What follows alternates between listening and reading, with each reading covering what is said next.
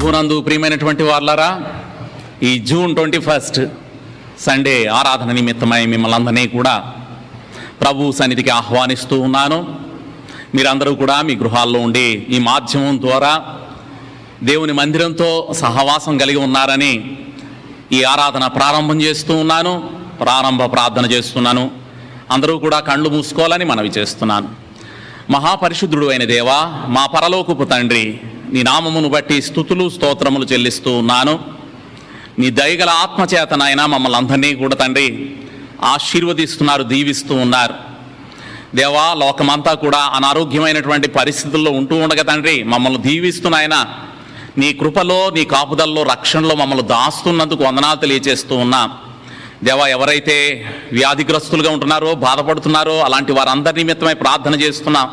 స్వస్థపరచు యెహోవా నేనని సెలవిచ్చిన రీతిగా తండ్రి దేవా, అందరినీ కూడా స్వస్థపరిచేలాగా నాయన మరొకసారి దేవా నీ పరిశుద్ధమైనటువంటి అదృశ్యమైనటువంటి హస్తముల ద్వారా ప్రతి హృదయాన్ని కూడా తట్టి ముట్టి వారందరినీ కూడా ఆధ్యాత్మికంగా కూడా స్వస్థపరిచి అందరం కూడా నాయన దేవా మానసికంగా, శారీరకంగా, ఆధ్యాత్మికంగా సంపూర్ణంగా నీ సన్నిధిలో ఆరోగ్యవంతులంగా ఉండడానికి మరొకసారి ప్రార్థన చేస్తూ ఉన్నాను. దేవా, పరలోకపు ఆరోగ్యంతో మమ్మల్ని అందరినీ కూడా ముట్టి బలపరచమని వేడుకుంటూ ఉన్నాం.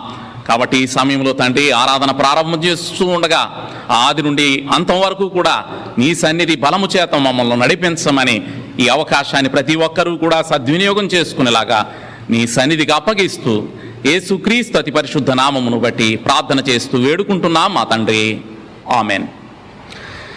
పితృపుత్ర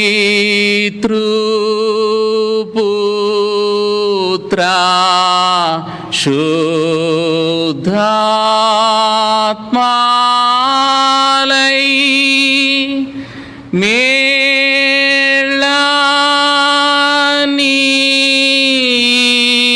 మేళనీచు దేవుని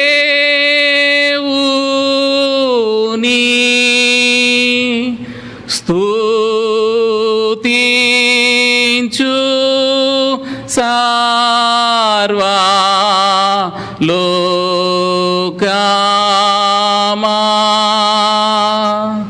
స్తుతించు దివ్య సైన్యమా.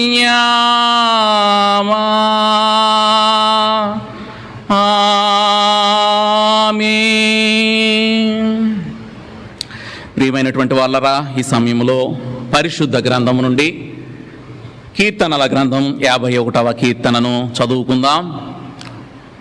కీర్తనల గ్రంథం 51వ కీర్తనను చదువుకుందాం. మొదటి నుండి 10 వచనముల వరకు చదువుకుందాం. అందరూ కూడా బైబిల్ తెరిచి ఈ వాక్యాన్ని అనుసరించాలని మనవి చేస్తూ ఉన్నాను. దేవా, నీ కృప చొప్పున నన్ను కరుణింపుము, నీ వాత్సల్య బాహుళ్యము చొప్పున నా అతిక్రమములను తుడిచివేయము. నా దోషము పోవునట్లు నన్ను బాగుగా కడుగుము, నా పాపము పోవునట్లు నన్ను పవిత్రపరచుము. నా అతిక్రమములు నాకు తెలిసే ఉన్నవి, నా పాపం ఎల్లప్పుడూ నా ఎదుట ఉన్నది. నీకు కేవలం నీకే విరోధముగా నేను పాపం చేసి ఉన్నాను, నీ దృష్టి ఎదుట నేను చెడుతనము చేసి ఉన్నాను. కావున ఆజ్ఞ ఇచ్చినప్పుడు నీవు నీతిమంతుడుగా అగుపడుదువు, తీర్పు తీర్చినప్పుడు నిర్మలుడుగా అగపడుదువు. నేను పాపములో పుట్టినవాడను, పాపములోనే నా తల్లి నన్ను గర్భము ధరించెను. నీవు అంతరంగములో సత్యము కోరుచున్నావు, ఆంతర్యమున నాకు జ్ఞానము తెలియచేయుదువు. నేను పవిత్రుడగనట్లు ఈ సోపుతో నా పాపము పరిహరింపుము. హిమము కంటేనూ నేను తెల్లగా ఉండునట్లు నీవు నన్ను కడుగుము. ఉత్సాహ సంతోషములు నాకు వినిపింపుము. అప్పుడు నీవు విరిచిన ఎముకలు హర్షించును. నా పాపములకు విముఖుడవు కమ్ము, నా దోషములన్నిటినీ తుడిచివేయము. దేవా, నా యందు శుద్ధ హృదయము కలుగజేయము.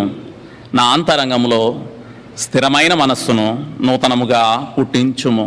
దేవుడు తన పరిశుద్ధ వాక్యం మన వినికిడిలో దీవించి ఆశీర్వదించునుగాక. ఆమెన్. ఈ సమయంలో ఆంధ్ర క్రైస్తవ కీర్తన పుస్తకం నుండి 367వ కీర్తన, దేవా వెంబడించితి నీ నామమున్ అనేటటువంటి కీర్తన పాడుకుందాం. 367వ కీర్తన. దేవా వెంబడించితిని నామము జీవితేశ్వరనా జీవితాసనివే రావే నా భాగ్యమా యేసువా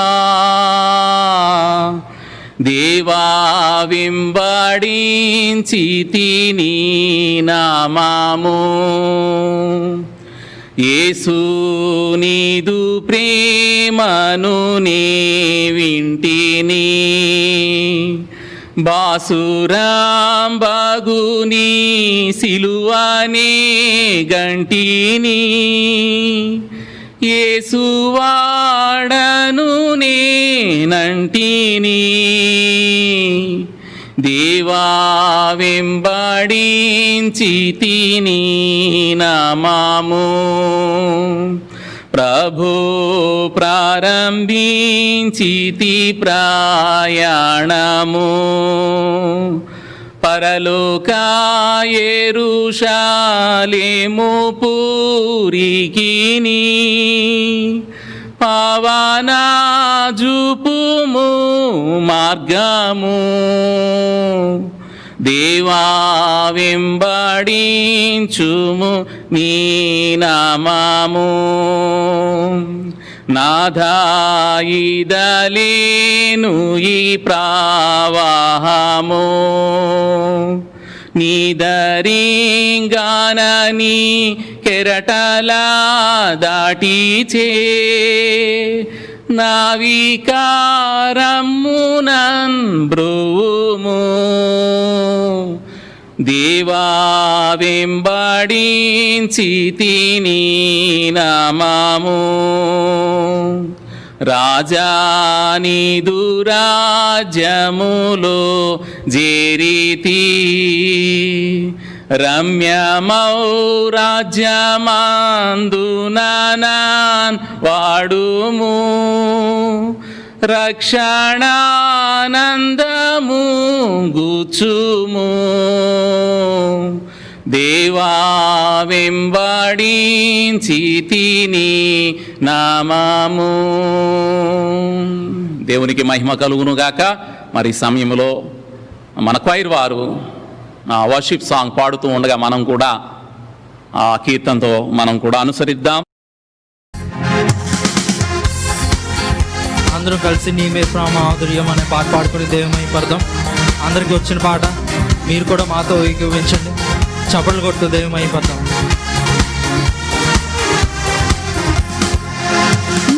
ప్రేమ మాధుర్యము నేనేమని వర్ణింతును, నా ఊహ చాలదు పిలిచాలు, ఎంతో ఎంతో మధురం నీ ప్రేమ, ఎంతో మధురం ప్రభు యేసు ప్రేమ మధురం.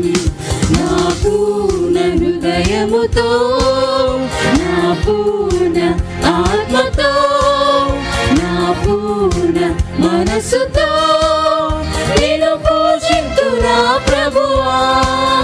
నా పూర్ణ హృదయముతో, నా పూర్ణ ఆత్మతో, నా పూర్ణ మనసుతో నేను పూజింతునా ప్రభువా.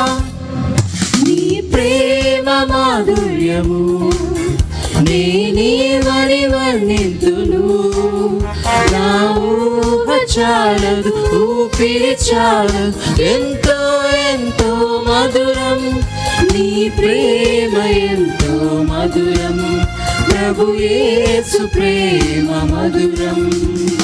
దేవదూతలు ప్రేమింపవలు కొనియాడుచుందురు నీ ప్రేమను, దేవదూతలు ప్రేమింపవలు కొనియాడుచుందురు నీ ప్రేమను. కృపామయుడా కరుణించువడా, ప్రేమ స్వరూపా ప్రణుతింతునయా. కృపామయుడా కరుణించువడా, ప్రేమ స్వరూప ప్రణుతింతునయా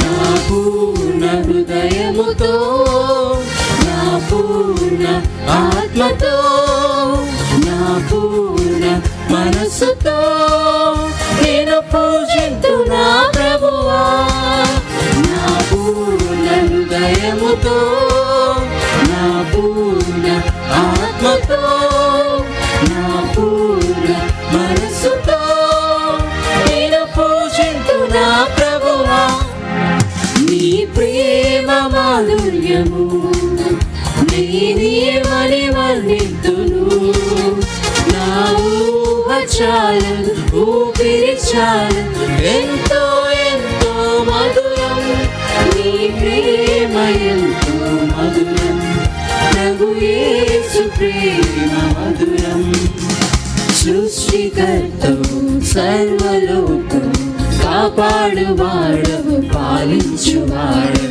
సృష్టికర్తవు సర్వలోకం కాపాడువాడవు పాలించువాడవు సర్వమానవులను వరమున చేర్చడి అద్వితీయుడా ఆరాధ్య దైవమా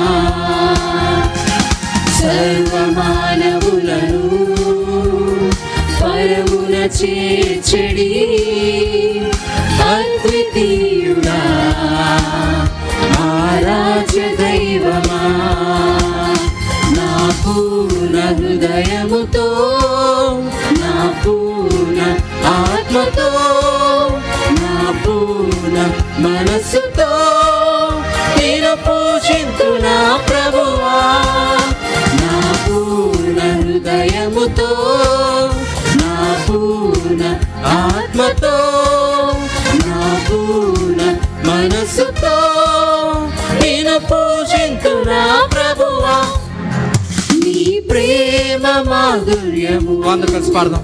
నేనేమని వర్ణింతును నీ ఊహ చాలదు నా ఊహ చాలదు ఊపిరి చాలదు ఎంతో మధురం దేవా యేసయ్యా. నీ ప్రేమ దేవా ఎంతో మధురం. అందరూ కలిసి చెప్దాం. ప్రభు యేసు ప్రేమ మధురం నా పూర్ణ హృదయముతో నా పూర్ణ ఆత్మతో నా పూర్ణ మనసుతో నేను పూజింతునా ప్రభువా అందరూ కలిసి చెప్దాం. నా పూర్ణ హృదయంతో నా పూర్ణ ఆత్మతో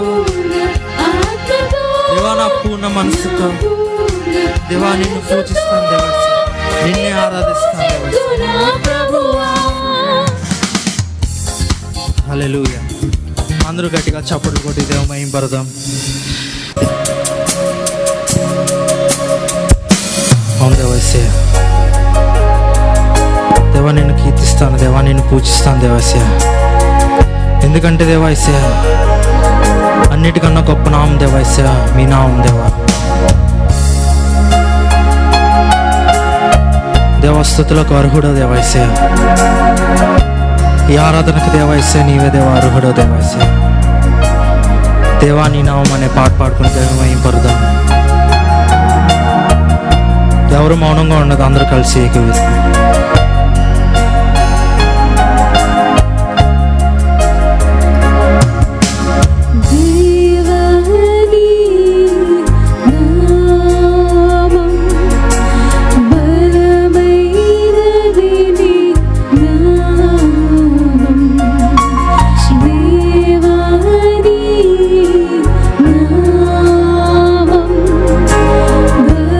బలమైనది నీ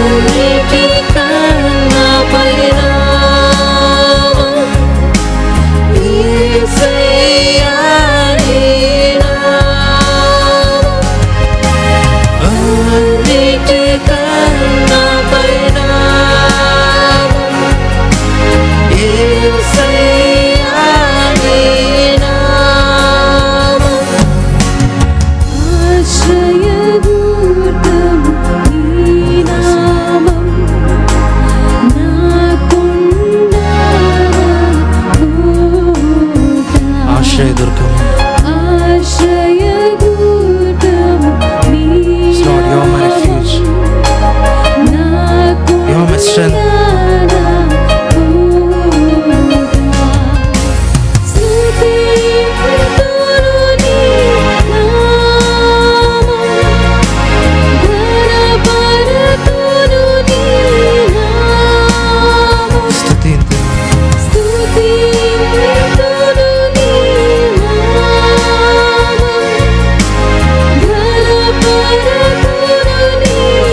అందరూ రెండు చేతులు పైకెత్తి యేసయ్యా నీ నామం అన్నిటికన్నా పైన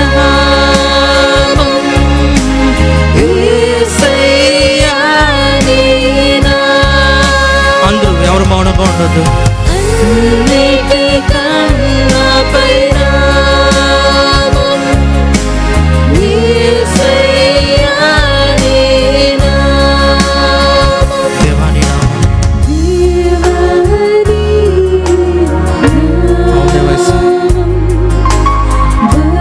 దేవా నీ నామం దేవా బలమైన దేవా.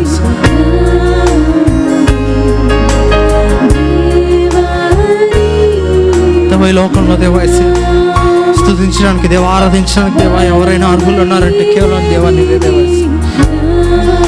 దేవా నిన్ను స్తుతిస్తాను దేవా. అందరూ కలిసి చెప్దాం దేవా నీ నామం దేవా నేను గణపరుస్తాను. ఎవరు మౌనంగా ఉండదు. ఎక్కడున్నా అక్కడ లేచి నుంచి దేవా వర్ది టు ప్రైజ్ అని చెప్దాం. దేవా కనపరుస్తాను దేవా నీ నామం దేవా.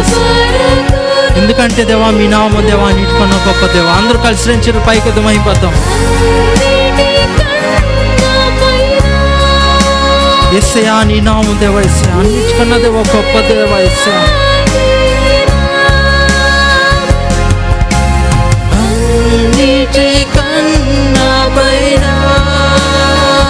ఎవరు మౌనంగా ఉండొద్దు. రెండు చెట్లు పైకెత్తి దయమయం పడతాం దేవా. యేసయ్యా దేవా నీ నామం గొప్పదా. అన్నిటికన్నా పై నామం.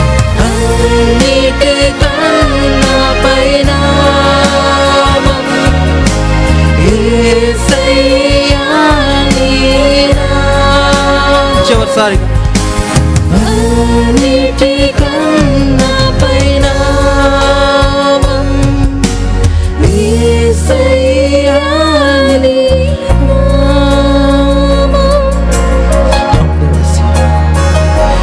దేవా నిత్యం దేవా నాతో ఉండి దేవా నన్ను నడిపించే దేవుడు దేవా నువ్వు.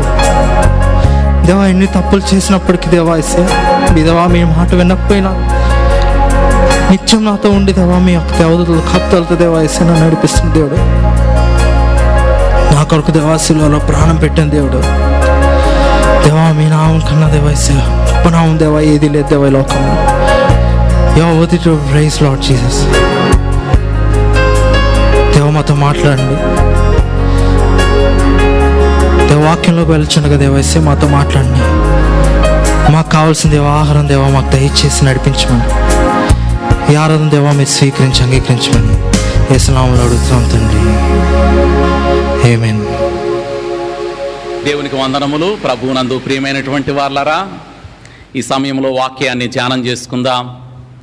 పరిశుద్ధ గ్రంథాన్ని తెరిచి ఇర్మియా గ్రంథం 8వ అధ్యాయాన్ని అంతటినీ కూడా ఈ సమయంలో ధ్యానం చేసుకుందాం. ప్రతి ఒక్కరూ కూడా మీ వద్ద ఉన్నటువంటి బైబిల్ను తెరవాలని మనవి చేస్తూ ఉన్నాను. ఈ 8వ అధ్యాయం 22వ వచనాన్ని చదువుతూ ఉన్నాను. గిలాదులో గుగ్గిలమేమియూ లేదా, అక్కడ ఏ వైద్యుడును లేడా, నా జనులకు స్వస్థత ఎందుకు కలుగకపోవచ్చున్నది. ప్రార్థన చేసుకుని వాక్య ధ్యానములోనికి ప్రవేశిద్దాం. ప్రార్థన చేసుకుందాం. మహాపరిశుద్ధుడు అయిన దేవా, వాక్యము నీదై ఉంది. నీ ఉద్దేశాలు తలంపులతో కూడినటువంటి ఈ వాక్యాన్ని వివరించుకొనుచూ ఉండగా నీ పరిశుద్ధాత్మ మా మీద ఉంచిన ఆయన మా హృదయాల్లో నీ వాక్యాన్ని నాటింపచేయుటకై దేవా, అటువంటి వాక్యము చేతనైనా మేము శక్తివంతులగునట్లుగా మరొకసారి నీ ప్రభావం చేత మమ్మల్ని ఆవరింపచేయమని యేసుక్రీస్తు అతి పరిశుద్ధ నామమును బట్టి ప్రార్థన చేస్తూ వేడుకుంటున్నాం మా తండ్రి. ఆమేన్. ప్రియమైనటువంటి వాళ్ళారా, ఈ జూన్ 21 సండే వర్షిప్ నిమిత్తమై మీ అందరినీ కూడా మరొకసారి ప్రభునామమును బట్టి వందనాలు తెలియపరచుచూ ఉన్నాను. ఇర్మియా గ్రంథంలో ఉన్నటువంటి 8వ అధ్యాయాన్ని మనం ధ్యానం చేసుకోబోతూ ఉన్నాం. ప్రియమైనటువంటి వాళ్ళరా, ఇజ్రాయేలీలందరినీ కూడా దేవుడు బహుగా ఆశీర్వదించాడు. భూమి మీద ఉన్నటువంటి అనేకమైనటువంటి జాతులన్నిటికంటే దేవుడు బహుగా వారిని హెచ్చించాడు. దేవుడు వాళ్ళని ప్రత్యేకపరిచాడు. దేవుడు వాళ్ళని ఎన్నుకున్నాడు. వాళ్ళని ఎన్నుకోవటంలో వాళ్ళలో ఉన్నటువంటి ప్రత్యేకమైనటువంటి అర్హతలు ఏమీ లేవు, కానీ దేవుడు తన ప్రేమను, దయను ఈ లోకానికి అంతటికీ కూడా చూపించటానికి ఇజ్రాయేలీలను ఒక సాధనంగా వాడుకున్నాడు. దేవుడు తన ఆశీర్వాదాలన్నింటినీ కూడా వాళ్ళ మీద కుమ్మరించాడు. ఆయన యొక్క ఆశీర్వాదాల ప్రవాహంగా ఇజ్రాయిల్ అందరూ కూడా వాడబడ్డారు. అలాగా దేవుడు తన ఉనికిని, తన సార్వభౌమత్వాన్ని అంతటినీ కూడా లోకానికి అంతటికీ కూడా చూపించటానికి ఇజ్రాయేలును ప్రత్యేకమైనటువంటి జనాంగంగా ఎన్నుకోవడం జరిగింది. అలాంటి ఇజ్రాయేలీల గురించి దేవుడు ఇలా మాట్లాడుతున్నాడు. ద్వితీయోపదేశకాండం 7వ అధ్యాయం 6వ వచనములో, నీవు నీ దేవుడైన యెహోవాకు ప్రతిష్ఠితమైన జనము. నీ దేవుడైన యెహోవా భూమి మీద ఉన్న సమస్త జనముల కింద నిన్ను ఎక్కువగా హెచ్చించి నిన్ను తన స్వకీయమైన జనముగా ఏర్పరుచుకొనేను. దేవుడు ఈ విధంగా వాళ్ళని ప్రతిష్ఠితమైన జనాంగంగా, మధ్యవర్తులుగా ఏర్పాటు చేసుకుని వాటిని ప్రత్యేకపరుచుకొని ఎన్నిక చేసుకుంటే, వాళ్ళేమో అబద్ధ దేవుళ్ళని ఆరాధన చేస్తూ దేవుణ్ణి పరిహసిస్తూ ఉన్నారు. దేవుని నామాన్ని అవమానపరుస్తూ ఉన్నారు. దేవుని సహనాన్ని పరీక్షిస్తూ ఉన్నారు. కానీ వాళ్ళు మారిపోవచ్చేమో, కానీ దేవుడు మాత్రం మారినటువంటి వాడు. వాళ్ళ స్వభావాన్ని మార్చుకోవచ్చేమో, దేవుడు తన స్వభావాన్ని మార్చుకొనలేదు. వాళ్ళు నమ్మదగినటువంటి వారు అయినప్పటికీ కూడా దేవుడు మాత్రం నమ్మదగినటువంటి వాడు, ఆయన మార్పు లేనటువంటి వాడు. అందుకనే వాళ్ళని ఇంకా ప్రేమిస్తూనే ఉన్నాడు. ఆయన అంటూ ఉంటాడు, ద్వితీయోపదేశకాండము 9వ అధ్యాయం 13వ వచనములో, నేను ఆ ప్రజలను చూచి తిని, వారు లోబడనొల్లని ప్రజలు, వారు మొండివాళ్ళు.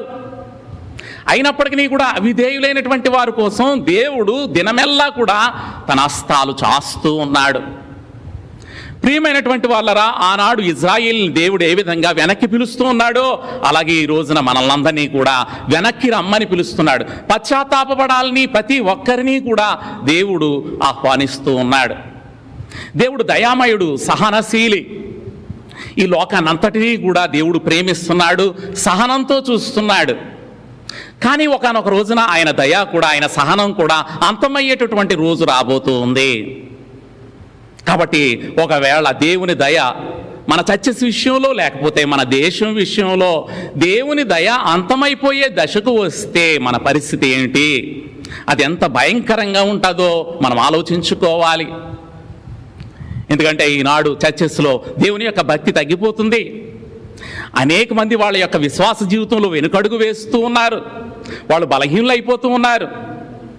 వాళ్ళ జీవితాల్లో ఆధ్యాత్మికమైనటువంటి విషయాల కంటే ఈ లోక సంబంధమైనటువంటి విషయాలకే ఎక్కువ ప్రాధాన్యతనిస్తూ ఉన్నారు. దేవుని గురించినటువంటి వాక్యాన్ని చులకనగా చూస్తూ ఉన్నారు. కాబట్టి వాళ్ళ విషయంలో దేవుని దయ అంతమైపోతే పరిస్థితి ఎలా ఉంటుంది? యాకోబు భక్తుడు అంటూ ఉన్నాడు, లోక స్నేహం దేవునితో వైరమని మీరు ఎరుగరా? అందుకనే దేవుడు పశ్చాత్తాపడమని ప్రతి ఒక్కరిని కూడా పిలుస్తున్నాడు, ఆహ్వానిస్తూ ఉన్నాడు వెనక్కి తిరుగు రావాలని. ఇర్మియా భక్తుడు అదే విషయాన్ని ఇక్కడ ప్రస్తావిస్తూ ఒక సామెతగా మాట్లాడుతూ ఉన్నాడు. ఇర్మియా గ్రంథం 8వ అధ్యాయం 4వ వచనములో, మరియు యెహోవా ఇలాగు సెలవిచ్చుచున్నాడని వారితో చెప్పము, మనుషులు పడి తిరిగి లేవకుందురా, తొలగిపోయిన తరువాత మనుషులు తిరిగి రారా? ఒక సామెత ద్వారా మాట్లాడుతూ ఉన్నాడు. పడిపోయినటువంటి వారు తిరిగి లేవరా? తప్పిపోయినటువంటి వారు వెనక్కి తిరిగి రారా? నీతిమంతుడు 7 మార్లు పడినను మళ్ళా తిరిగి లేస్తాడు. అది కామన్. అంటే ప్రతి ఒక్కరిలో కూడా కామన్ సెన్స్ ఉంటుంది. కాబట్టి తప్పిపోయినటువంటి వారు వెనక్కి తిరిగి వస్తారు. మనము కూడా ఏదో ఒక అడ్రస్ కోసం వెళుతూ ఉన్నాం, ఎక్కడో తప్పిపోయినటువంటి వాళ్ళం ఎవరినైనా అడిగైనా సరే తిరిగి అడ్రస్కు చేరుకుంటూ ఉంటాం. ఇది సహజం. కానీ ఇక్కడ చూస్తూ ఉంటుంటే వాళ్ళ విషయంలో ఇర్మియా భక్తుడు అడుగుతున్నాడు, నా ప్రజలు ఎందుకు పశ్చాత్తాపపడటం లేదు, వాళ్ళు తిరిగి లేవటం లేదు, వాళ్ళలో ఇంగిత జ్ఞానం లేదా అని అడుగుతూ ఉన్నాడు. 5వ వచనంలో చూస్తూ ఉంటుంటే, యెరూషలేము ప్రజలు ఏల విశ్వాసఘాతకులై నిత్యము ద్రోహము చేయుచున్నారు, వారు మోసమును ఆశ్రయము చేసుకుని తిరిగి రామని ఏల చెప్పుచూ ఉన్నారు. చాలా విషాదకరమైనటువంటి విషయం. ఎందుకంటే వాళ్ళు పాపాన్ని ప్రేమిస్తున్నారు, బుద్ధిపూర్వకంగా ప్రేమిస్తున్నారు, వాళ్ళు ఉద్దేశపూర్వకంగానే పాపం చేస్తున్నారు, ఆ పాపానికి కట్టుబడిపోయారు. వాళ్ళు మోసం చెయ్యాలనే అనుకుంటున్నారు, దేవుణ్ణి మోసం చేస్తున్నారు, మోసాన్ని పట్టుకుని ఉన్నారు. అందుకనే అడుగుతున్నాడు, మనుషులు పడి తిరిగి లేవకుందురా, వాళ్ళలో ఆ ఇంగిత జ్ఞానం లేదా? అలాగే కామన్ సెన్స్ మాత్రమే కాదు, వాళ్ళలో కాన్సెన్స్ లేదా, మనస్సాక్షి లేదా? మనస్సాక్షి అనేటటువంటిది మనలో తప్పుల్ని చూపించేటటువంటిది. మనం తప్పు చేసినప్పుడు అది లోపలుండి అలారంలా మోగుతూ ఉంటుంది. అలాంటి కాన్సెన్స్ అయినా కూడా వాళ్ళలో లేదా? అంటే వాత వేయబడినటువంటి మనస్సాక్షి కలిగినటువంటి వారుగా వారు ఉన్నారా? అలాగే 3వ విషయం చూస్తుంటే క్రియేషన్. ఇక్కడ 7వ వచనంలో చూస్తూ ఉంటుంటే పక్షులను గురించి దేవుడు మాట్లాడుతూ ఉన్నాడు. పక్షులు చూడండి, సీజన్ను బట్టి అవి ఆకాశమున ఎత్తుగా ఎగురుతూ వేరే ప్రాంతానికి వెళ్ళి అక్కడ గుడ్లను పెట్టి సంతానోత్పత్తి చేసుకుని మళ్ళా తిరిగి వస్తూ ఉంటాయి. అది ఒక చట్టం, అదొక నియమం. ఆ నియమాన్ని బట్టి అవి స్వభావాన్ని మార్చుకుంటాయి. మరి నా ప్రజలకు అటువంటి జ్ఞానం లేదు, వాళ్ళు యెహోవా న్యాయ విధిని ఎరుగరు అని చెప్పి 7వ వచనంలో కనబడుతూ ఉంది.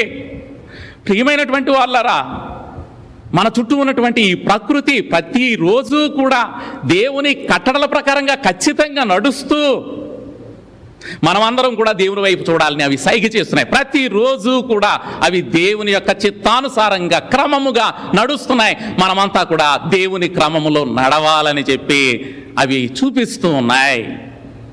ప్రియులారా, ఇన్ని హింట్స్ దేవుడు ప్రతిరోజు కూడా మనకు అనుగ్రహించి వెనక్కి తిరిగి రావాలి, పశ్చాత్తాపడాలి అని పదే పదే ఆయన అనేక విధాలుగా మనలను దేవుని వైపు తిరగాలని ఆశిస్తున్నాడు, పిలుస్తూ ఉన్నాడు. అవిధేయులైన ప్రజల కొరకు దినమెల్లా తన హస్తాలు చాస్తూ ఉన్నటువంటి వాడు. మన పాపాలను మనం ఎప్పుడైతే దేవుని ఎదుట ఒప్పుకుంటామో ఆయన నమ్మదగినటువంటి వాడు, నీతిమంతుడు. కాబట్టి సమస్త దుర్నీతి నుండి కూడా మనల్ని ఆయన విడుదల చేస్తూ ఉంటాడు. కాబట్టి ప్రియమైనటువంటి వాళ్ళరా, వాక్యాన్ని గమనించాలి. దేవుడు పశ్చాత్తాపపడమని అడుగుతూ ఉన్నాడు. హార్ట్ అటాక్ వస్తేనే కానీ ఆ గుండె విలువ తెలియదు. అలాగని చెప్పి హార్ట్ అటాక్ రావాలని మనం కోరుకోకూడదు. దేవుని నాశనం వస్తేనే పశ్చాత్తాపం యొక్క విలువ తెలుస్తుంది. అలాగని చెప్పి దేవుని యొక్క నాశనాన్ని మనం కోరుకోకూడదు. దేవుని యొక్క తీర్పులు మన మీదకి రాకమునిపే దేవుడు ఎవరినైతే శత్రువులుగా పంపుతున్నాడో అలాంటి తీర్పులు మన మీదకి రాక మునుపే మనల్ని మనమే తీర్పు తీర్చుకుంటే, మనల్ని మనం విమర్శించుకుంటే తీర్పు పొందకపోదుము.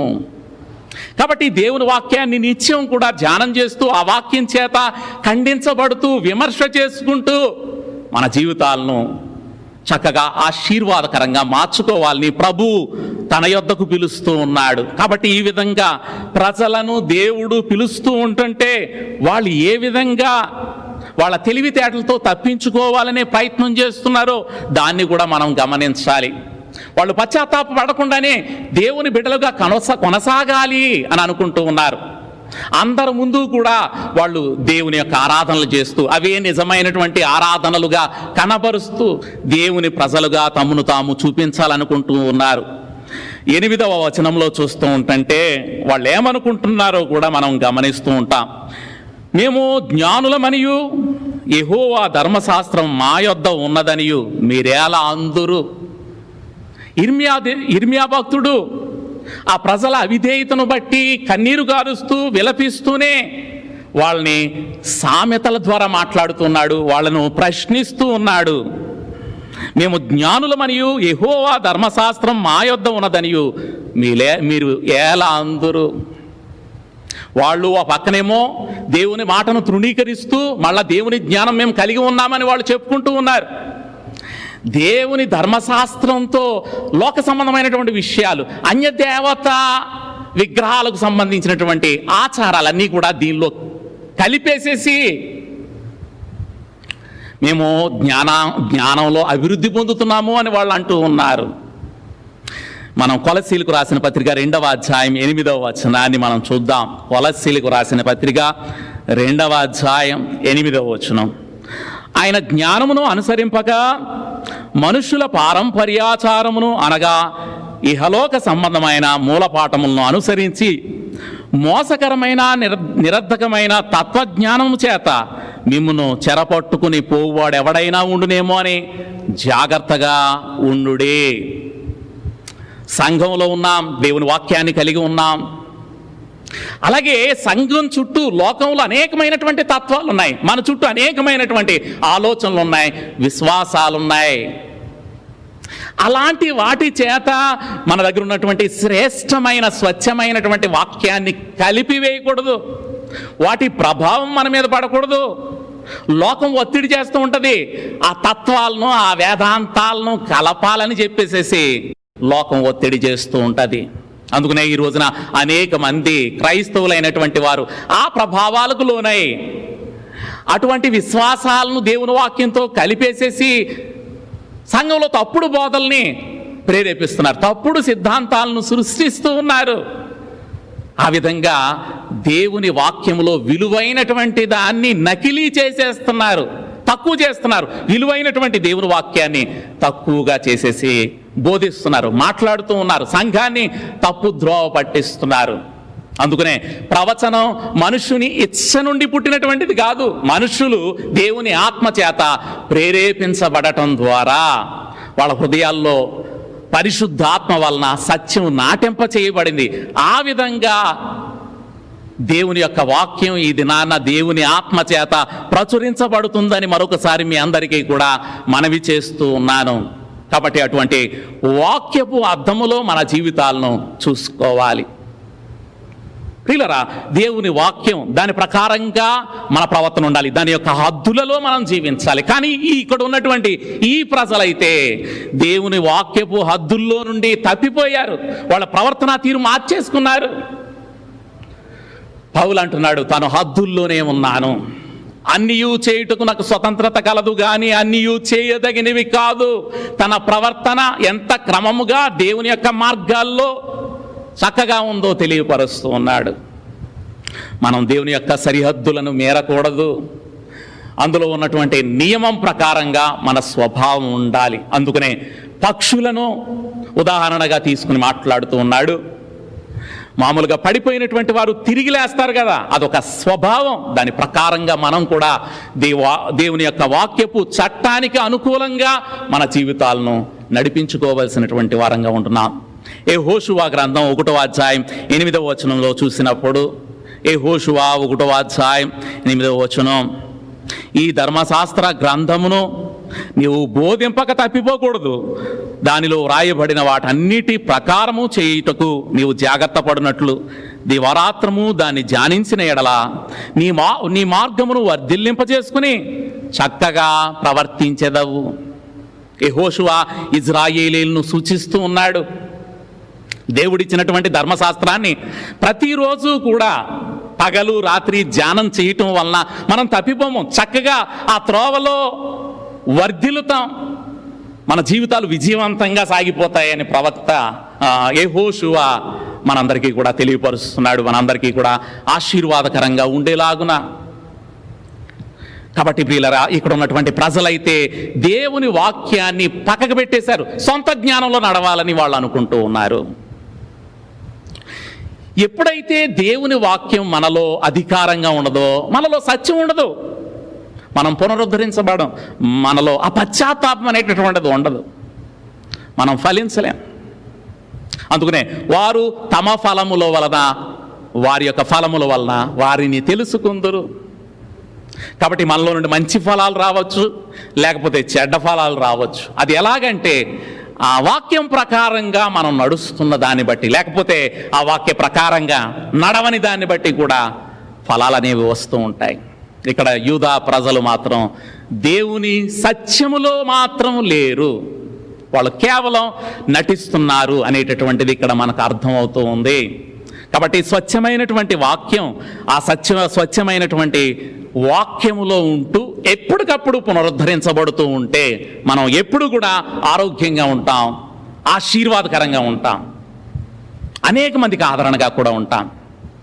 ఇక్కడ ఇర్మియా భక్తుడు చూస్తూ ఉంటుంటే మరొక మంచి ప్రశ్న వేస్తూ ఉన్నాడు. ఈ అధ్యాయానికి అంతటికీ కూడా అవసరమైనటువంటి ప్రశ్న. ఇర్మియా గ్రంథం 8వ అధ్యాయం 22వ వచనాన్ని చూసినట్లయితే, గిలాదులో గుగ్గిలము లేదా, అక్కడ ఏ వైద్యుడును లేడా, నా ప్రజలు ఎందుకు స్వస్థపడటం లేదు. ప్రజలారా, ప్రియమైనటువంటి వాళ్ళరా, చాలా ఆశ్చర్యకరమైనటువంటి మాట, వింతైనటువంటి మాట. ఎందుకంటే ఇజ్రాయేలీలు స్వచ్ఛమైన దేవుని వాక్యం ఉన్నప్పటికీ కూడా దాని ప్రకారంగా వాళ్ళు జీవించటం లేదు. అందుకనే వాళ్ళు వ్యాధిగ్రస్తులై ఉన్నారు. ఇజ్రాయిలీలందరూ కూడా వ్యాధిగ్రస్తులుగా ఉండటానికి కారణం ఏంటంటే పవిత్రమైనటువంటి దేవుని ధర్మశాస్త్రాన్ని లోక సంబంధమైన వాటితో కలిపేసుకుంటున్నారు కాబట్టి వాళ్ళు రోగస్తులుగా ఉన్నారు. వాళ్ళు మాత్రమే కాదు, ఈ మానవ జాతి అంతా కూడా ఏ భేదము లేదు, అందరూ పాపము చేసి ఉన్నారు. లోకమంతా కూడా వ్యాధిగ్రస్తులుగానే ఉన్నారు. మానవ జాతి అంతటి మీద కూడా అనారోగ్యానికి సంబంధించినటువంటి సూచనలన్నీ కనిపిస్తున్నాయి. ఈ భూమి అంతటినీ కూడా అనారోగ్యం కప్పేసింది. అది ఎలాంటి అనారోగ్యం అంటే నైతిక, ఆధ్యాత్మికమైనటువంటి అనారోగ్యం. అందుకనే యెషయా భక్తుడు అంటాడు, అరికాలు మొదలుకొని నడినెత్తు వరకు కొంచెమైనను స్వస్థత లేదు. ఒంటి నిండా గాయాలు, పచ్చి పుండ్లు, అవి కట్టబడలేదు, మెత్తన చేయబడలేదు. మరి స్వస్థత ఎలాగా?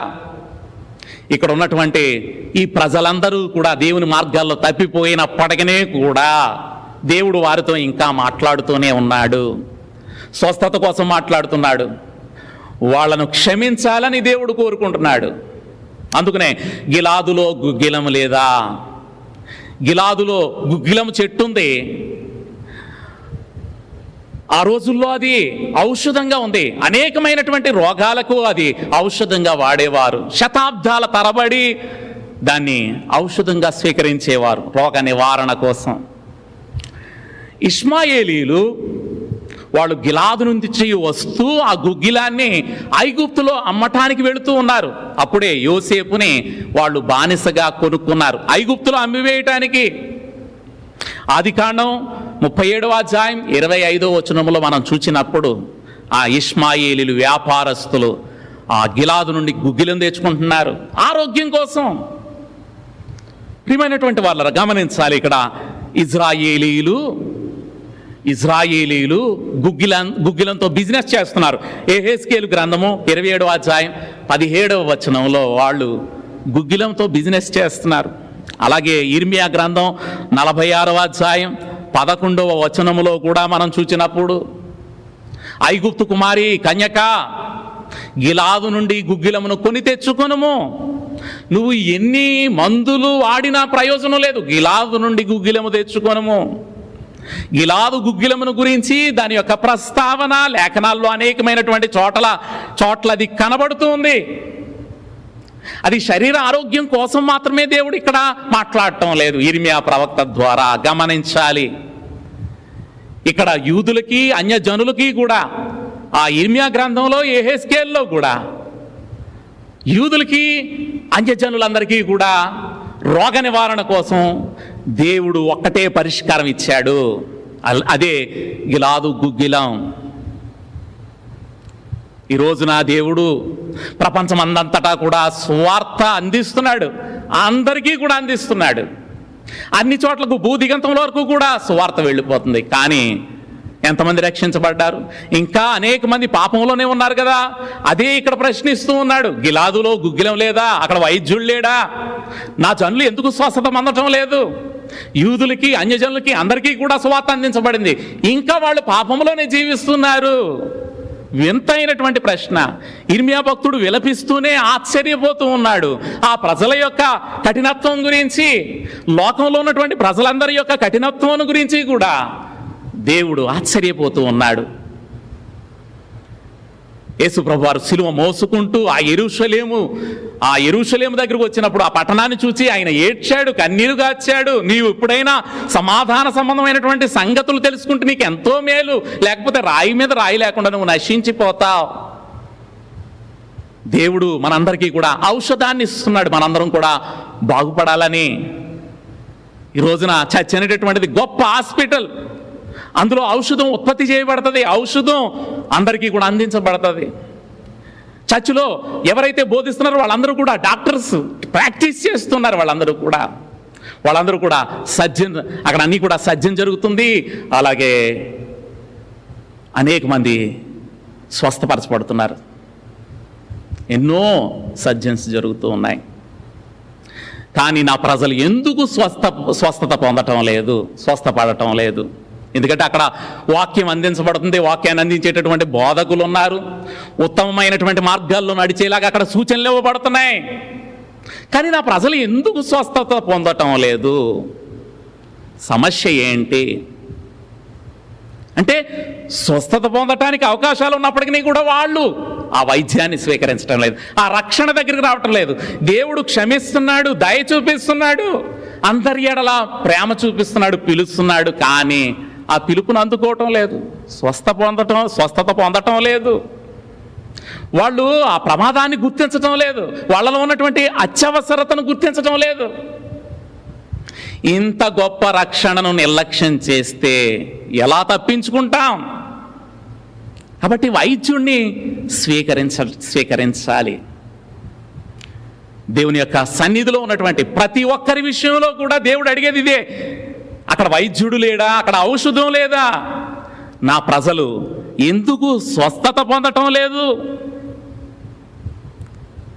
లవోదికే ఆ సంఘంతో ప్రభు అంటున్నాడు, ప్రకటన గ్రంథం 3వ అధ్యాయం 17-18 వచనముల్లో, నువ్వు వెచ్చగానైనా ఉండు, చల్లగానైనా ఉండి, నువ్వు వెచ్చగా ఉన్నావు, నేను నీ మీద ఉమ్మివేస్తున్నాను.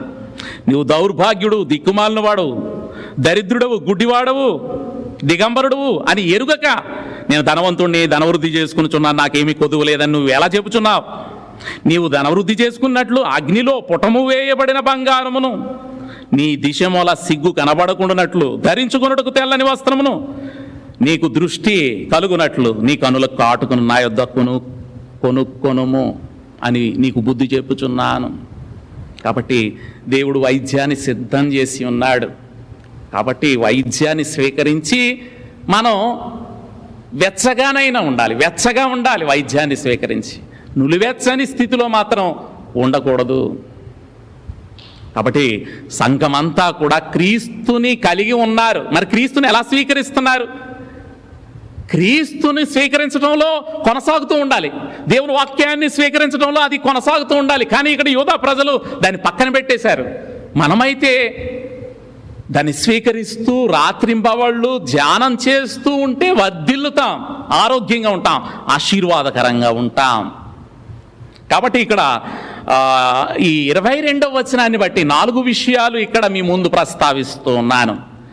ఇక్కడ గిలాదు చెట్టు ఉంది, అది ప్రసిద్ధి చెందినటువంటి చెట్టు, గుగ్గిలం చెట్టు, అది సర్వరోగ నివారిణి. అయితే పేతురు భక్తుడు మాట్లాడుతూ ఉన్నాడు. 1 పేతురు పత్రిక 2వ అధ్యాయం 24వ వచనములో చూస్తూ ఉంటుంటే పేతురు ఒక ప్రత్యేకమైన చెట్టును గురించి మాట్లాడుతూ ఉన్నాడు. మన పాపముల విషయమై చనిపోయి నీతి విషయమై జీవించున్నట్లు ఆయన తానే తన శరీరమందు మన పాపములను మ్రాను మీద మోసుకునెను, ఆయన పొందిన గాయముల చేత మీరు స్వస్థత పొందిరి. ప్రియులారా, వ్యాధిగ్రస్తమైనటువంటి మన శరీరాలన్నిటినీ కూడా యేసు ప్రభువారు సిలువలో మ్రోశాడు. కాబట్టి ఈ రోజున కూడా దాన్ని మనం కొనసాగిస్తూ వ్యాధిగ్రస్తమైనటువంటి మన శరీరాలను మ్రాను దగ్గరకు తేవాలి. ఆ సిలువ అనేటటువంటి చెట్టు దగ్గరకు తెచ్చి మన పాపాలన్నింటినీ కూడా దాని మీద మోపాలి. అప్పుడే ఆరోగ్యం. మనం దినమెల్లా కూడా ప్రతిరోజు కూడా ఈ పనిని కొనసాగిస్తూ ఉంటుంటే, మనం స్వస్థత పొందుతూ ఉంటుంటే ఆరోగ్యం నిత్యం మనతో ఉంటుంది. కాబట్టి ఇది నిరంతరం కొనసాగాలి. 2వ విషయం చెప్తున్నాను, గుగ్గిలం చెట్టు, దానికి గాయం చేస్తే దాని నుండి ఔషధం స్రవిస్తూ ఉంటుంది. అలాగే దేవుని వాక్యాన్ని ధ్యానం చేసేటప్పుడు దాన్ని సరిగా కత్తిరించాలి. సత్యవాక్యమును సరిగా విభజించే వారంగా మనం ఉండాలి. ఎందుకంటే వాక్యం అనేటటువంటిది జీవపు రొట్టె, దాన్ని విరవాలి. యేసుక్రీస్తు మనందరి మధ్య విరిగిపోయాడు. కాబట్టి వాక్యాన్ని బోధించేటటువంటి వారు, వాక్యాన్ని వినేటటువంటి వారు కూడా విరిగి నలిగినటువంటి వారై ఉన్నప్పుడు ఆ స్వస్థత తైలం ఆ విరిగి నలిగినటువంటి హృదయాల్లో నుండి ప్రవహించి వాళ్ళు స్వస్థత పొందుతారు. కాబట్టి గిలాదు చెట్టు గాయమైతే దాని నుండి ఔషధం స్రవించినట్లుగానే వాక్యములో నుండి కూడా స్వస్థత తైలం స్రవిస్తుంది. మనం ఆరోగ్యంగా ఉంటాం. మూడో విషయం చెప్తూ ఉన్నాను. గిలాదు చెట్టుకు గాయం చేసినప్పుడు దానికి వెంటనే పాత్రలను అతికించాలి, అమర్చాలి. వాక్యాన్ని వింటూ ఉన్నప్పుడు, మనం వాక్యాన్ని ధ్యానం చేస్తున్నప్పుడు కూడా మన హృదయం అనే పాత్రలు దానికి అమర్చాలి. అప్పుడు స్వస్థపరిచేటటువంటి తైలం వ్యర్థమైపోదు, వేస్ట్ అయిపోదు. కాబట్టి దేవుని వాక్యాన్ని ఎవరైతే ప్రకటిస్తున్నారో వాళ్ళందరూ కూడా వైద్యులే, వాళ్ళ ఆత్మలను శుద్ధి చేసేటటువంటి వారు. కాబట్టి అటువంటి వైద్యాన్ని మనం తృణీకరించకూడదు, త్రోసివేయకూడదు. మన జీవితం మీద ఉన్నటువంటి శాపాలతో మనం ఆటలాడుకోకూడదు. కాబట్టి మనం స్వస్థత పొందాలి. స్వస్థత పొందాలి అంటే ఆ వాక్యము నుండి నిరంతరం కూడా మన ధ్యానములో స్రవించేటటువంటి ఔషధం చేత మన హృదయం నిత్యం కూడా కడగబడుతూ ఉండాలి. ప్రోక్షించబడిన హృదయాలుగా మనం ఉండినట్లయితే మచ్చైనా, ముడతైనా, కళంకమైన అటుది ఏదీ లేకుండా దేవుని మహిమను బట్టి మనం ఆరోగ్యంగా ఉంటాం. మన మనస్సాక్షులు శుద్ధి చేయబడతాయి. అలాగే నాలుగో విషయం చెప్తున్నాను. ఆ గిలాదు చెట్టును గాయం చేసినప్పుడు దాని నుండి స్రవించేటటువంటి ఔషధం చాలా తక్కువ, దానిలో నుండి సరఫరా అయ్యేటటువంటి ఔషధం చాలా తక్కువ, వైద్యం తక్కువ. కానీ సిలువ చెట్టు దగ్గరికి వెళ్ళండి, ఆ సిలువ నుండి కారేటటువంటి ఆ పవిత్రమైనటువంటి రక్తం ఈ లోకంలో అందరి పాపాల నిమిత్తం కూడా, వాళ్ళ పాపాలన్నిటికీ కూడా సరిపోయేంతగా ఆ పవిత్రమైనటువంటి రక్తం సిలువ నుండి స్రవిస్తుంది. యేసు ప్రభువారు అందరి పాపాల నిమిత్తం చనిపోయాడు.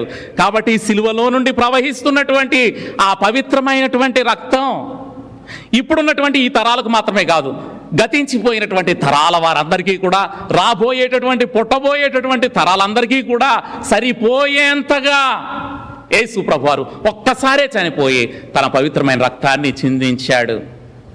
కాబట్టి నా యొద్దకు వచ్చేటటువంటి వారిని నేను త్రోసివేయను. అది అనంతమైనటువంటి పవిత్రమైనటువంటి రక్తం, అనంతమైనటువంటి వైద్యం.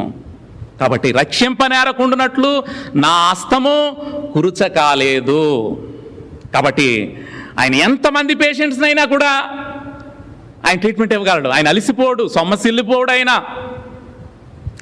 ఎవరిని కూడా వెయిటింగ్ లిస్ట్లో పెట్టడు. ఆయన దగ్గరకు వచ్చేటటువంటి కేసెస్ అన్నీ కూడా 100% సక్సెస్ అయిపోతూ ఉంటాయి, ఏది ఫెయిల్ కాదు. కాబట్టి అనేక మంది ప్రభు దగ్గరకు వచ్చి స్వస్థత పొందినటువంటి వాళ్ళు ఉన్నారు. 18 ఏండ్ల నుండి 12 ఏండ్ల నుండి రక్తస్రావ రోగముతో బాధపడుతున్నటువంటి ఆ స్త్రీ ప్రభు దగ్గరకు వచ్చింది, తాకింది, ఆమె స్వస్థపరచబడింది. కాబట్టి ప్రభు దగ్గర వైద్యం చాలా సులువు. మనం ఈ రోజున ఎక్కడో గిలాదు దగ్గరికి వెళ్ళని అవసరం లేదు. యెరూషలేమును అలాగ పుణ్యక్షేత్రాలు మనం దర్శించనవసరం లేదు. వైద్యం ఉచితంగానే అందించబడుతుంది. ప్రభు మనతోనే ఉన్నాడు. మనం మనవి చేస్తే చాలు, ప్రభు మనల్ని దర్శిస్తాడు, స్వస్థపరుస్తూ ఉంటాడు. మనకు ఒంట్లో బాగోలేనప్పుడు మనం డాక్టర్ దగ్గరికి వెళ్తాం, చెకప్ చేయించుకుంటాం, మంచిది. అశాశ్వతమైనటువంటి శరీరం విషయంలో అంత జాగ్రత్తగా ఉంటున్నాం, మరి శాశ్వతమైనటువంటి మన ఆత్మ విషయంలో అది నిత్యత్వంలోనికి వెళ్ళేటట్టుగా, మనము నిత్యరాజ్యంలో ప్రవేశించేటట్టుగా ఆత్మ విషయంలో మనం అంత జాగ్రత్తగా ఉంటూ ఉన్నామా గమనించుకోవాలి. మాట వినని ప్రజల మధ్య ఈ ప్రశ్నలను ఇర్మియా భక్తుడు ఏడుస్తూ కన్నీరు గారుస్తూ వారు పశ్చాత్తాపపడాలని చెబుతూనే ఈ 8వ అధ్యాయంలో సామెతలుగా వారితో మాట్లాడుతున్నాడు. గిలాదులో గుగ్గిలం లేదా, అక్కడ వైద్యుడు లేడా, మరి ఎందుకు స్వస్థత పొందటం లేదు? అక్కడ మరొక ముఖ్యమైనటువంటి విషయాన్ని చదువుతూ ఉన్నాను. 20వ వచనంలో కోతకాలము గతించి ఉన్నది, గ్రీష్మకాలము జరిగిపోయెను, మనము రక్షణ పొందకయే ఉన్నాము అని చెప్పుదురు. కోతకాలం అయిపోయింది, వేసవి కాలం కూడా అయిపోయింది. వేసవి కాలంతో పాటు కోతకాలం అయిపోయి పంట పండిపోయి ధాన్యం కొట్లలోనికి చేర్చబడింది, అయిపోయింది అంతా కూడా. కానీ మనము రక్షణ పొందకయే ఉన్నాము. చాలా విచారకరమైనటువంటి విషయం. మన జీవితం అంతానికి వచ్చేసింది. మన జీవితంలో ఉన్నటువంటి దశలన్నీ అయిపోయాయి. బాల్య దశ అయిపోయింది, యవన దశ అయిపోయింది, వృద్ధాప్యపు దశ కూడా అయిపోయింది. ఇంకా రక్షించబడకై ఉన్నాము. హార్వెస్ట్ అయిపోయింది. వాళ్ళు సేవ్ చేయబడలేదు. సాల్వేషన్ ఉంది కానీ వాళ్ళు సేవ్ చేయబడలేదు, రక్షించబడలేదు. కాబట్టి ప్రియమైనటువంటి వాళ్ళరా, మన యొక్క జీవితం ఒకటే జీవితం, అది త్వరగా గతించిపోతూ ఉంటుంది. మనము రక్షించబడలేదు అంటే అది చాలా ఆశ్చర్యకరమైనటువంటిది. ఎందుకంటే గిలాదులో గుగ్గిలు లేదా, అక్కడ వైద్యుడు లేడా, మరి వాక్యం ఉంది, మరి ఎందుకు వాళ్ళు రక్షించబడటం లేదు? కాబట్టి ప్రశ్న అనేటటువంటిది దేవుని వాక్యం నుండి మన నుండి అదే ప్రశ్న వేసుకోవటం వలన ప్రయోజనం లేదు. దేవుడు ఎందుకు రక్షించబడటం లేదని అడుగుతూ ఉంటే మనం రక్షించబడకపోతేమి అని మనం అనుకుంటే ఏం ప్రయోజనం? కాబట్టి దేవుడు రక్షకుడుగా మన మధ్య ఉన్నాడు, వైద్యుడుగా ఉన్నాడు. ఆ వైద్యుడిని మనం స్వీకరించాలి. దేవుని వాక్యం సహజ సిద్ధంగా మాట్లాడుతుంది. పడిపోయినటువంటి వారు లేవరా? లేస్తారు కదా, అది క్రమము కదా, నియమం కదా, మరి ఎందుకు లేవటం లేదు? వాళ్ళు నిత్యము అలాగే ఉంటారా? దేవుడు అడుగుతూ ఉన్నాడు. అలాంటి వాళ్ళు ఇంకా పశ్చాత్తాపం లేనట్టే. అలాంటి వాళ్ళు అజ్ఞానులు, అలాంటి వాళ్ళు మూర్ఖులు. మేము జ్ఞానవంతులు అని వాళ్ళు అనుకుంటూ ఉన్నారు. కానీ అలా అనుకుంటేనే అప్పటికే కోతకాలం గడిచిపోయింది, పంటంతా కూడా కూర్చి కొట్టలో వేయబడింది. ఇంకా తీర్పే. కాబట్టి దేవుడు మనందరి ఎడల దయ చూపిస్తున్నాడు, పశ్చాత్తాపపడాలని ఆయన ఆహ్వానిస్తూ ఉన్నాడు. కాబట్టి అలాంటి పిలుపు నువ్వేం చేస్తూ ఉన్నావు? యేసుక్రీస్తు సువార్తగా నీ యొద్దకు వస్తున్నాడు, ఆయన నువ్వేం చేస్తున్నావు? చాలామంది ఆయన అంగీకరిస్తున్నటువంటి వాళ్ళు ఉన్నారు, నిరాకరించేటటువంటి వాళ్ళు కూడా ఉన్నారు. కొంతమంది స్తబ్దుగా అలాగే ఉండిపోతూ ఉన్నారు. కానీ యేసును మనం కలిగి ఉందాం, అవకాశాన్ని సద్వినియోగం చేసుకుందాం. మనకు అందుబాటులో ఉన్నటువంటి ఈ వైద్యాన్ని స్వీకరించి మన పాప రోగాలన్నిటి నుండి కూడా స్వస్థత పొందుదాం. దేవుని పరిశుద్ధ ఆత్మలో బలపడదాం, దీవెనకరంగా ఉందాం, దీవెనకరంగా ఉందాం. అటువంటి ఆశీర్వాదాలు మనం అందరం కూడా పొందులాగున పరిశుద్ధాత్మ దేవుని యొక్క సన్నిధి మనకు తోడుగా ఉండి నడిపించునుగాక. ఆమేన్. చిన్న ప్రార్థన చేసుకుందాం. మహాపరిశుద్ధుడైన దేవా, ఉన్నతుడు అయిన మా పరలోకపు తండ్రి, పరలోకపు సందేశాన్ని మాకు అందిస్తూ చిన్న విషయాల్ని మాకు జ్ఞాపకం చేస్తూ మేమున్నటువంటి పరిస్థితి నుండి వెనక్కి తిరిగి రావాలని మమ్మల్ని పిలుస్తూ ఉన్నారు. కాబట్టి కాలం గతించిపోతుంది, వేగంగా అయిపోతూ ఉంది. మేము ఇంకా రక్షించబడలేదు అని అనేక మంది అనుకుంటూ ఉన్నారు. కానీ ఎందుకు రక్షించబడలేదు? ఎందుకు స్వస్థత పొందటం లేదు? గుగ్గిలం లేదా, వైద్యం లేదా, ఔషధం లేదా, డాక్టర్స్ లేరా, బోధించేటటువంటి వాళ్ళు లేరా? దైవ వర్తమానాన్ని, సువార్త అన్ని చోట్లకు అందించబడుతూ ఉంది. మేము వినలేదు అనడానికి వీల్లేదు.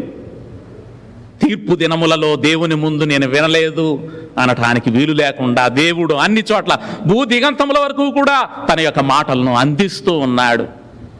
ప్రభువా, వినుట వలన విశ్వాసం కలుగుతుంది, విశ్వాసం ద్వారా రక్షించబడతాం. కాబట్టి ఇటువంటి ఇంగిత జ్ఞానాన్ని ప్రతి ఒక్కరిలో కూడా మేల్కొలప చేసి ఆశీర్వదించి నడిపించమని యేసుక్రీస్తు అతి పరిశుద్ధ నామమును ప్రార్థన చేస్తూ వేడుకుంటున్నాం మా తండ్రి.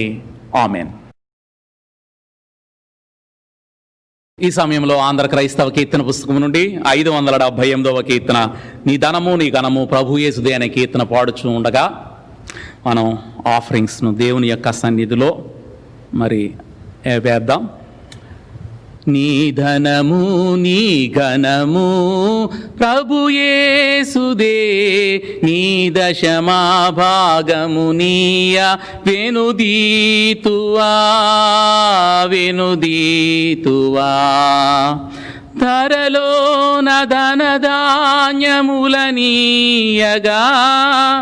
కరుణించి కాపాడి రక్షింపగా ధరలో నదనధాన్యములనీయగా కరుణించి కాపాడి రక్షింపగా పరలోకనాథుండు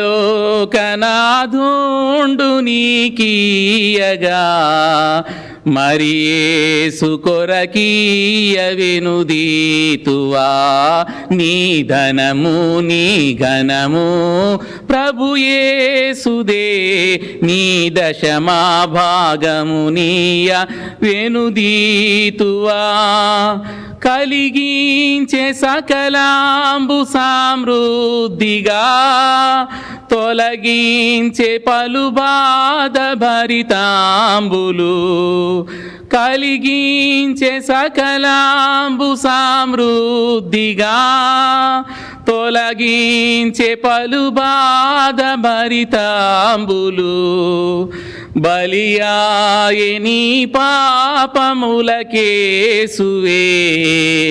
చెలువాంగ ప్రభుకీయ చింతింతువా నీ ధనము నీ ఘనము ప్రభు యేసుదే నీ దశమా భాగము నీయ వెనుదీతువా వెనుదీతువా.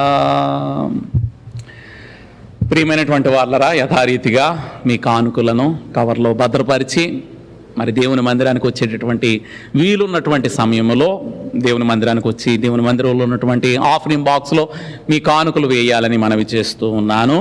అలాగే బలహీనులైనటువంటి వారందరి కోసం మీ ప్రార్థనలో జ్ఞాపకం చేసుకోండి.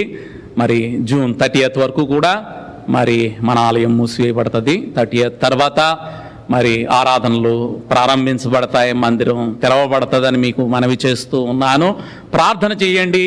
మరి మనందరం కూడా దేవుని యొక్క సన్నిధిలో సహవాసంగా కూడి ఆరాధనలు జరిగించుకునేలాగా దేవుడు అటువంటి ప్రోత్సాహాన్ని మనందరికీ కూడా దయచేయునుగాక.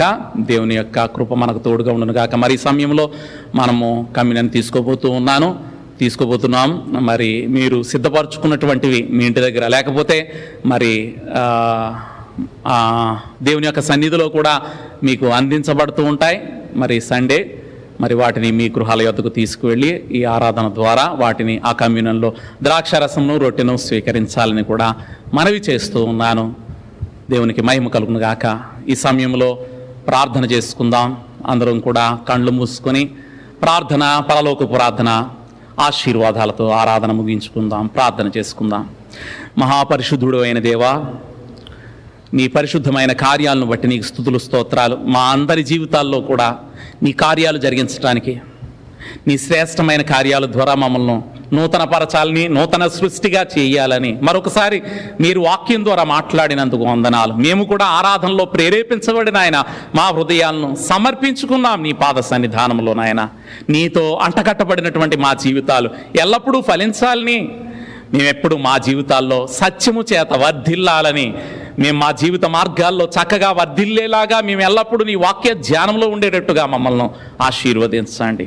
సంఘంలో బలహీనులైనటువంటి వారిని మరొకసారి జ్ఞాపకం చేసుకుంటూ ఉన్నాం. బలమైన దేవుడు, దేవా, వైద్యాన్ని అందించేటటువంటి దేవునిగా మాకు కనబడుతూ ఉన్నారు. కాబట్టి నాయన, నీ వాక్యంలో నుండి ఔషధం స్రవించి ఆ బలహీనులైనటువంటి ప్రతి ఒక్కరిని కూడా ప్రోక్షించి ఆత్మీయంగా, ఆరోగ్యంగా, అలాగే శరీర ఆరోగ్యం సంపూర్ణంగా వారికి అనుగ్రహించి పరిశుద్ధులుగా మలచమని వేడుకుంటున్నాం. సంఘాన్ని, కార్యవర్గాన్ని నడిపించే నాయకత్వాన్ని అంతటినీ కూడా ఆశీర్వదించండి. సంఘంలో ఉన్నటువంటి కుటుంబ సభ్యులు అందరినీ కూడా దీవించండి. ఎత్తబడిన కానుకలన్నింటి నిమిత్తమై ప్రార్థన చేస్తూ ఉన్నాం. నీ సన్నిధిలో అవి సమర్పించబడినవై నీ సేవ కోసం నాయన వినియోగించబడటానికి కూడా నీ కృపను దయచేయమని వేడుకుంటున్నాం. ఆలయం తలుపులు తెరవాలని, మందిరంలోనికి నాయన ఆరాధన చేసే ప్రతి ఒక్కరూ కూడా రావాలని నాయన దేవా, మేము ఇష్టంతో నీ పాద సన్నిధానంలో ప్రార్థన ద్వారా అడుగుతున్నాం. గొప్ప కార్యం ద్వారా మా అందరి జీవితాల్లో ఆ దీవెన మాకు అనుగ్రహించమని కూడా ప్రార్థన చేస్తూ ఉన్నాం. కాబట్టి ఇప్పటి వరకు కూడా మీ యొక్క ప్రభావం మా మీద ఉంచి నడిపించినందుకు నీకే స్తుతులు స్తోత్రాలు చెల్లిస్తూ యేసుక్రీస్తు అతి పరిశుద్ధ నామమును బట్టి ప్రార్థన చేస్తూ వేడుకుంటున్నాం మా తండ్రి. ఆమెన్. పరలోకమందున్న మా తండ్రి, నీ నామం పరిశుద్ధపరచబడును గాక, నీ రాజ్యం మాకొచ్చును గాక, నీ చిత్తం పరలోకమందు నెరవేరుబడినట్లు భూమి యందు నెరవేరును గాక. మరుదిన ఆహారం నేడు మాకు దయచేయండి. మా రుణస్తులు మేము క్షమించిన ప్రకారంగా మరములు క్షమించండి. మమ్మల్ని శోధనలోనికి తేక కీడుని తప్పించండి. ఎందుకంటే రాజ్యము, బలము, మహిమ నిరంతరము నీ ఉన్నావు తండ్రి. ఆమేన్. మన తండ్రి అయిన దేవుని ప్రేమయు, కుమారుడైన యేసుక్రీస్తు కృపయు, పరిశుద్ధాత్మని యొక్క అన్యోన్య సహవాసము, శాంతి, సమాధానం ఇప్పుడు ఎల్లప్పుడు మనందరికీ తోడుగా ఉండి నడిపించునుగాక. ఆమేన్.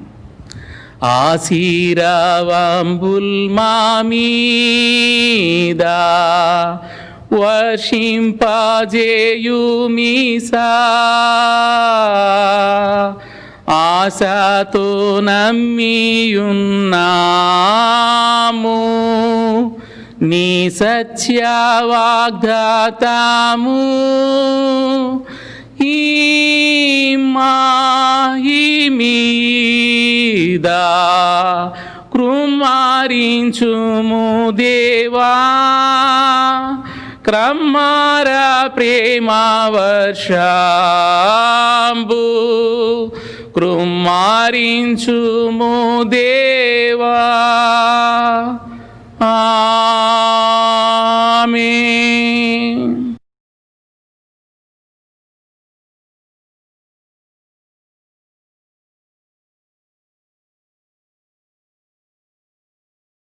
ప్రియమైనటువంటి వాళ్ళారా, ఈ సమయంలో ప్రభు వాళ్ళ యొద్దకు మనందరం కూడా వచ్చి ఉన్నాము.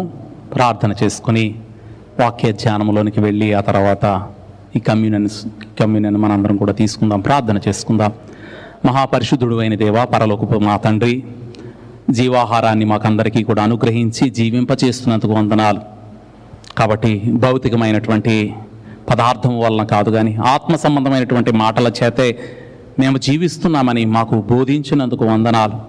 ఈ సమయంలో వాక్యాన్ని మేమందరం కూడా మా హృదయాల్లో నాటింపచేసుకొని ఆ వాక్యం వలన మాలో కలిగేటటువంటి పశ్చాత్తాపం ద్వారా నీ పాద సన్నిధానంలో, నీ బల్ల యొద్ద నీ శరీరమును మేము విరిచి తీసుకునేలాగా, మేము విరిగి నలిగే వాళ్ళంగా, అలాగే నీ పవిత్రమైన రక్తం స్వీకరిస్తూ మా హృదయాలు ఎప్పుడు కూడా శుద్ధి కావింపబడినట్లుగా సహాయం చేయమని యేసుక్రీస్తు అతి పరిశుద్ధ నామమును బట్టి ప్రార్థన చేస్తూ వేడుకుంటున్నాం మా తండ్రి. ఆమేన్. ఈ సమయంలో యెషయా గ్రంథము 1వ అధ్యాయం 18వ వచనాన్ని చదువుకుందాం. యెషయా గ్రంథం 1వ అధ్యాయం 18వ వచనం. యెహోవా ఈ మాట సెలవిచ్చుచున్నాడు, రండి మన వివాదము తీర్చుకుందుము. నీ పాపములు రక్తం వలె ఎర్రనివైనను అవి హిమము వలె తెల్లబడును, కెంపు వలె ఎర్రనివైనను అవి గొర్రెబొచ్చు వలె తెల్లని వగును. మీరు సమ్మతించి నా మాట వినిన ఎడల మీరు భూమి యొక్క మంచి పదార్థములను అనుభవింతురు. మరి ఈ సండే వర్షిప్లో మనందరం కూడా ఈ థర్డ్ సండేలో ఈ కమ్యూనియన్ దగ్గరికి మనందరం కూడా వచ్చి ఉన్నాం. దేవుడు మనకి ఇస్తున్నటువంటి ప్రత్యేకమైనటువంటి తరుణం. ఎందుకంటే యేసుక్రీస్తు ప్రభువారు ఈ భూమి మీద ఉన్నటువంటి పరిచర్యను ముగించిన తర్వాత ఆయన మనకు ఎల్లప్పుడూ కూడా జ్ఞాపకంలో ఉండేలాగున ఆయన వాక్యము, ఆయన బోధ, ఆయన చేసినటువంటి సిలువ కార్యం కూడా మన హృదయాల్లో ఎప్పుడూ కూడా ధ్యానం చేసుకునేలాగా, ఇది మన హృదయాల్లో నాటుకుపోయేలాగా, నన్ను జ్ఞాపకం చేసుకునుడి అనే విధంగా దీన్ని మన ముందుంచాడు. కాబట్టి సంఘం ఇదొక ఆజ్ఞగా తీసుకొని ఎల్లప్పుడూ కూడా మనం స్వీకరిస్తూ ఉన్నాం. కాబట్టి మనం ఈ లోకం చేత, ఈ లోకంలో మన యాత్ర వలన నిత్యం కూడా ఈ లోకపు దుమ్మె మన మీద పడిపోయి అశుద్ధంగా మారిపోతున్నాం. కాబట్టి ఈ లోక సంబంధమైన వాటన్నిటినీ కూడా మన మనస్సుల్లో నుండి, మన హృదయాల్లో నుండి తొలగించుకోవటానికి యేసుక్రీస్తు రక్తము నిత్యం కూడా మనల్ని పరిశుద్ధులుగా మారుస్తూ ఉంటుంది. మనం ఎప్పుడైనా దేవుణ్ణి స్తుతించేటప్పుడు పరిశుద్ధపరచబడతాం, వాక్యాన్ని ధ్యానం చేసేటప్పుడు పరిశుద్ధపరచబడుతూ ఉంటాం, మన ప్రార్థనల ద్వారా కూడా పరిశుద్ధపరచబడతాం. ఎందుకంటే క్రీస్తును ఆ విధంగా జ్ఞాపకం చేసుకుంటాం. కాబట్టి ఈ సమయంలో అయితే విరిగి నలిగినటువంటి ఆయన శరీరాన్ని స్వీకరిస్తున్నాం. ఎందుకంటే సిలువలో ఆయన ఎంతో శ్రమపరచబడ్డాడు మన పాపముల విషయమై.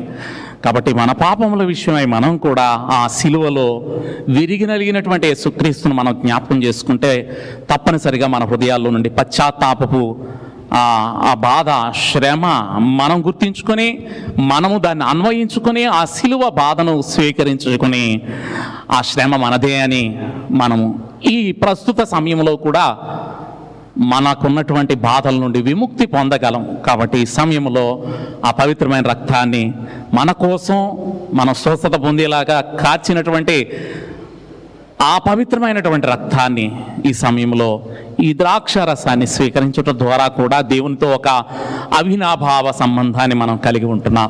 దేవుడు మనకిచ్చినటువంటి ప్రత్యేకమైన సంబంధం ఇది.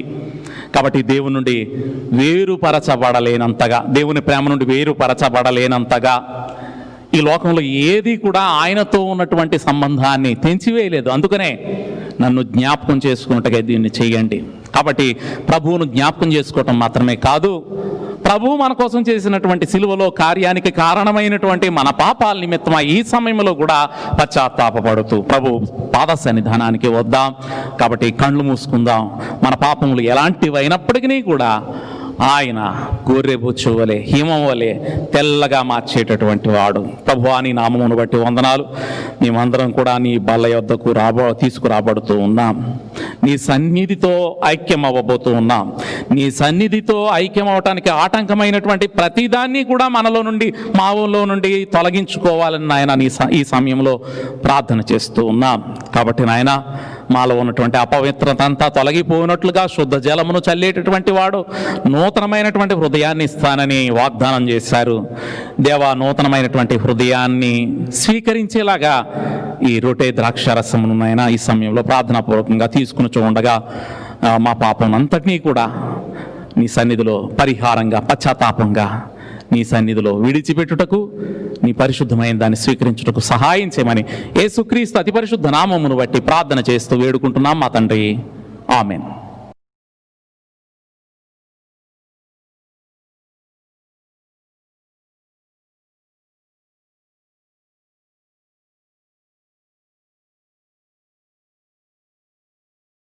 ప్రభు అయిన యేసు తను అప్పగింపబడిన రాత్రి ఒక రొట్టెని ఎత్తుకుని దాన్ని విరిచి తన శిష్యులకు ఇచ్చాను. అలాగే భోజనమైన వెంపట ఆయన పాత్రను ఎత్తుకుని, ఇది నా పవిత్రమైనటువంటి రక్తము, దీన్ని తాగునప్పుడల్లా నన్ను జ్ఞాపకం చేసుకున్నాడని ప్రభువు చెప్పి ఉన్నాడు. వీటి నిమిత్తమై ప్రార్థన చేసుకుందాం. పరిశుద్ధుడైన దేవా, నీ నామమును బట్టి స్తుతులు స్తోత్రాలు చెల్లిస్తూ ఉన్నా. రొట్టె ద్రాక్షరసం మా మధ్య ఉంచబడి ఉన్నవి. కాబట్టి వీటిని స్వీకరించడానికి మేము సిద్ధంగా ఉన్నాం.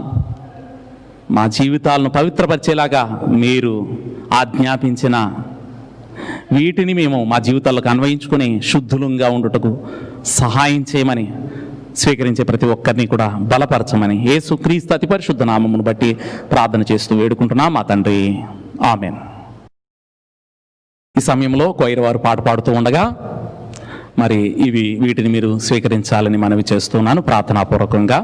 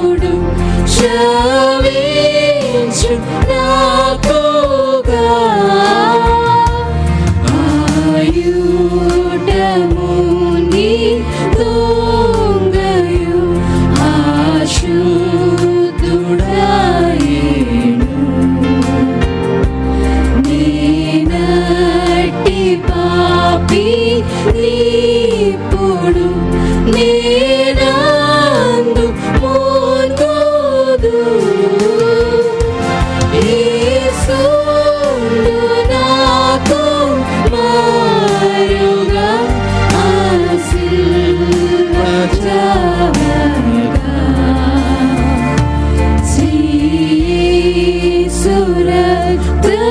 శ్రీసురక్తమేప్పుడు శ్రవించు నాకుగా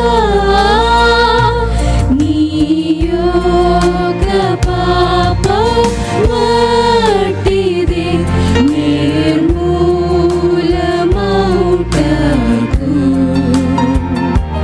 రక్షించు గొర్రె పిల్లని రక్తమే చాలును యేసుండు నాకు మారుగా ఆశీర్వచనగా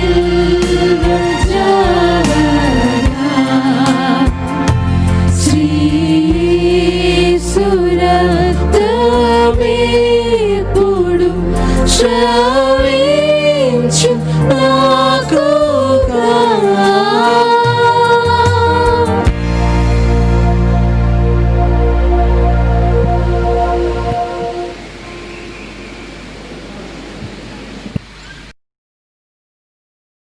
ఈ సమయంలో ముగింపు ప్రార్థన ఆశీర్వాదాలతో ఈ ఆరాధన ముగించుకుందాం. ప్రార్థన చేసుకుందాం. మహోన్నతుడు అయిన పరలోకపు మా తండ్రి మా కొరకు వధించబడినటువంటి గొర్రె పిల్లగా నీవు ప్రోక్షించినటువంటి పవిత్రమైన రక్తం ద్వారా భూమి అంతా కూడా స్వస్థపరచబడుతుంది. ఇది నాన్న సువార్తగా ప్రకటించేటటువంటి మాలో నీ శక్తి నీ పవిత్రమైన రక్తం ద్వారా మాకు అందించబడుతుంది. విరిగి నలిగినటువంటి నీ శరీరం ద్వారా మేము విరిగి నలిగినటువంటి వారమై పశ్చాత్తాపంతో నాయన నీ సన్నిధిలో పరిశుద్ధులమై బలవంతులమై ఈ లోకంలోనైనా నీ స్వచ్ఛమైన వాక్యాన్ని స్వచ్ఛమైన హృదయాలతో అందజేయటానికి అర్హులంగా ఉన్నాం. కాబట్టి నాయన నీ పరిశుద్ధతను స్వీకరించినటువంటి మేము నాయన నీవిచ్చిన ఘనతను పొందుతున్నాం. నీకు స్తోత్రం చెల్లిస్తూ ఉన్నాం. నీ సమయంలో స్వీకరించిన ప్రతి ఒక్కరిని కూడా బలపరచండి. వారి గృహాలను ఆశీర్వదించమని వేడుకుంటున్నాం. వారి అవసరతలు ఏమై ఉన్నాయో తండ్రి అవసరతలన్నీ కూడా తీర్చమని వేడుకుంటున్నాం. ప్రస్తుతం నాయన విదేశాల్లో ఉంటున్నటువంటి మా ప్రియ బిడ్డల యొక్క మరి వారి బంధువులు వారి బిడ్డలు వారందరి నిమిత్తమే ప్రార్థన చేస్తున్నాం. క్షేమం అనుగ్రహించండి దేవా. అందరికీ ఆరోగ్యాన్ని తిరిగి ఇమ్మని వేడుకుంటున్నాం. స్వస్థపరచు యెహోవాను నేనే.